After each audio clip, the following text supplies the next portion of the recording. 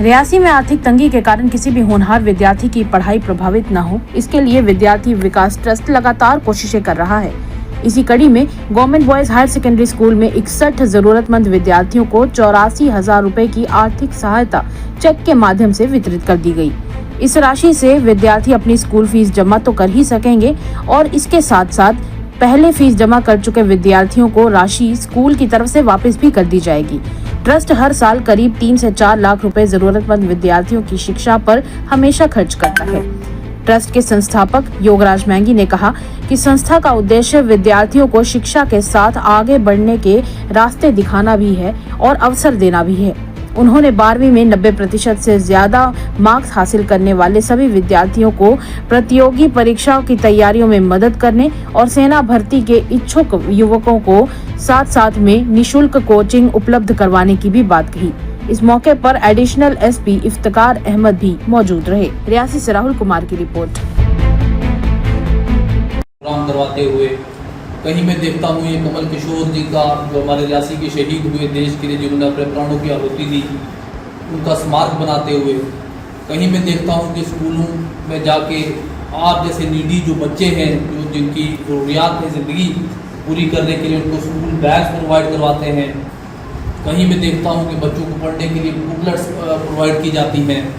कहीं पर बच्चों की शादियों के लिए पैसा दिया जाता है, कहीं पर राशन प्रोवाइड किया जाता है।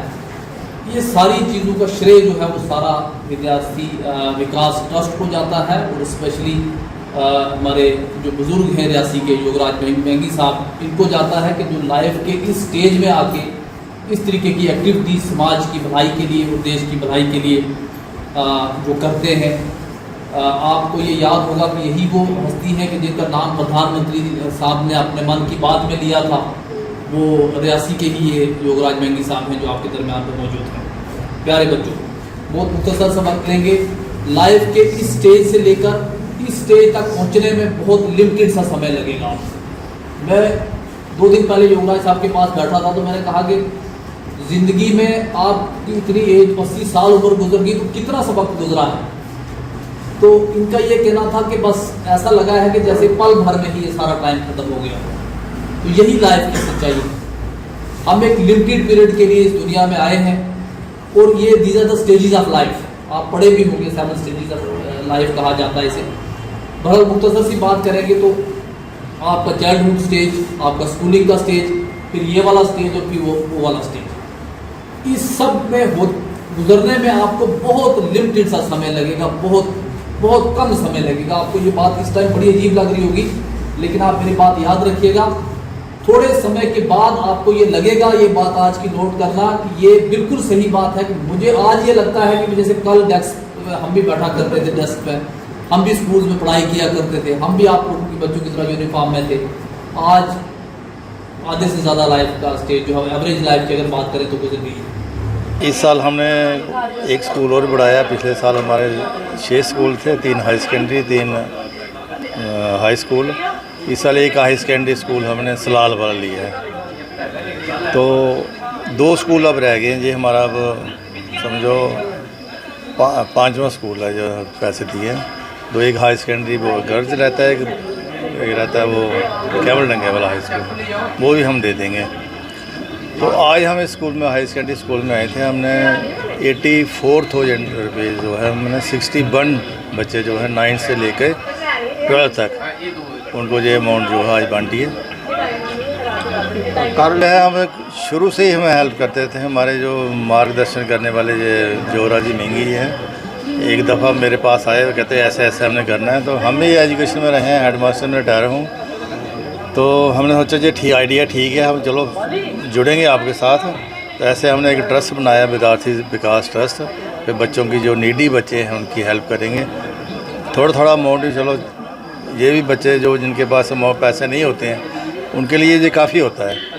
हम तो चाहते हैं ये अमाउंट जो है हम शुरू में ही देते हैं, लेकिन एडमिशन लेट हो जाती हैं, रिजल्ट लेट हो जाते हैं, उसकी वजह से जब छुट्टियां पड़ जाती हैं फिर हम उन बच्चों को जितनी फ़ीस उन्होंने दी होती है उनको हम रिटर्न कर देते हैं चेक के जरिए। आप ये थ्रू मीडिया हमारी जो हम काम करें इसको समाज तक पहुंचा रहे हैं, इससे भी समाज को बड़ी इंस्पायरेशन होती है। आइडिया क्या है कि ये हमारा बाई बर्थ ब्लड में ही था ऐसा कि समाज की सेवा करना, समाज की सेवा करना। छोटे में ही हम लगे रहते थे कि गरीब बच्चों की वाल्मीकि समाज के बच्चे लिए उनको पढ़ाया, उनका पढ़ाई लिखाई करना। बड़े होकर फिर अब लास्ट इस स्टेज में हमने 5 साल हो गए इस काम को करते करते कि हमने एक विचार आया कि एक ट्रस्ट बनाया जाए और उसमें हम बच्चों को जो नीडी बच्चे हैं उनकी हेल्प की जाए।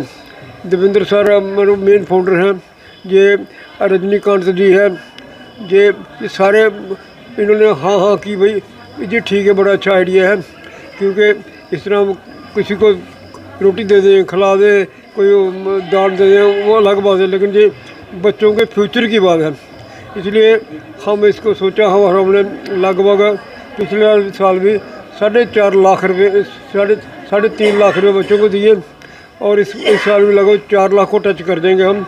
और ऐसा प्रयास रहा कि अब मैंने 12वीं के क्लास के बच्चों के बैठे हुए उनको कहा जो बच्चे 90 क्रॉस करेंगे और आर्मी में जाना चाहते हैं उनकी हम NDA की फ्री कोचिंग करवाएंगे। हमारा एक सेटअप जम्मू में भी है, वो कहते हैं कि बच्चे 1 2 3 4 जितने हो गए 90 क्रॉस करते हैं, आर्मी में जाना चाहते हैं, उनकी कोचिंग हम फ्री करवाएंगे। ऐसे ही लगे हुए अपना लास्ट डिज़ायर यही है। मैं हालांकि बहुत बीमार रहता हूँ, लास्ट डिज़ायर यही रहती है कि समाज का काम करते करते, देश का काम करते हुए अपना शरीर छूटे। बहुत बहुत धन्यवाद आपको। एक बार देवेंद्र सर ने बताया था कि हमें सर के मैं भी प्रेजेंट था वहाँ पर, एक औरत आई, वो रो कर बता रही थी और 11वीं 12वीं की थी शायद, इसमें गर्ल्स स्कूल की थी। कहने लगे पिछले साल मेरी दोनों लड़की मैं उनको एडमिशन नहीं करवा सकी क्योंकि मेरे पास पैसे नहीं थे।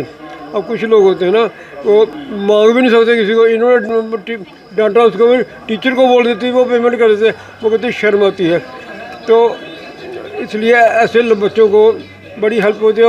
और हमारी जो कमेटी बनी हुई है ना, जो सिलेक्शन कमेटी है, वो ऐसे बच्चों को ही चूज़ करती है ताकि उनकी हेल्प हो जाए, ताकि बिना पैसे के, बिना फीस के कोई बच्चा रह ना जाए।